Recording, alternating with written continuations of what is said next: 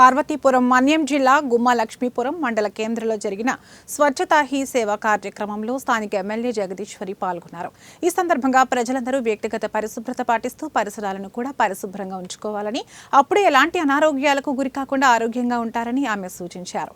ఈ కార్యక్రమంలో MPDO salmon రాజు, సర్పంచ్ గౌరీశంకర్రావు, సచివాలయం సిబ్బంది, విద్యార్థులు పాల్గొన్నారు.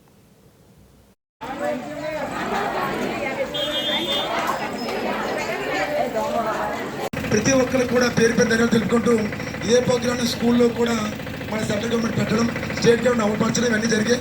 ఎందుకంటే ఆరోగ్యం ఉండాలి. మనం ఎంత కష్టపడుతూ చేస్తుంటాం.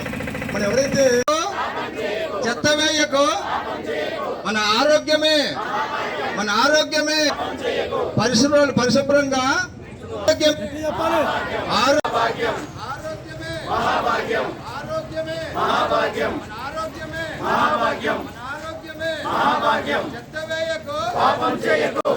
కేవలం రాజకీయ స్వాతంత్రమనే కాక స్వచ్ఛమైన భారతదేశం మరియు అభివృద్ధిని కూడా ఆకాంక్షించారు.